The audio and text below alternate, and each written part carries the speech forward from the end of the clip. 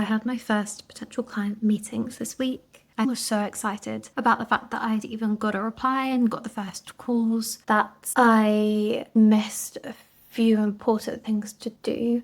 The first call I hopped on was with a lady who was in charge of e-commerce. I think the error that I'd made is I hadn't actually pre-qualified her for the call. Once I started talking to her, I realized that they already use a third-party software to be able to do their reporting. So a lot of their data insights are actually in a really good place. The need for a data analyst to do their weekly reporting is pretty much at zero, and potentially if I'd done a little bit more pre-qualifying before hopping on a call, I think I would have realised that. However, that said, I'm still at the early stages of the business, so I actually think having a conversation with someone and getting that real-time feedback was much more useful than having a few messages and then ruling them out. The second call, there was definitely more of a burning desire and the pain point they were feeling. This company were a lot smaller, it only had a 4-person team, and so they were looking for as many operational and data efficiencies as they could possibly find.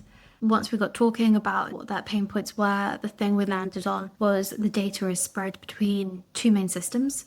There's only one person that has access to the systems out of the 4. If someone else in the company wants that information, they have to go to that one specific person to get it. So a self-service reporting tool was the ideal thing that they wanted.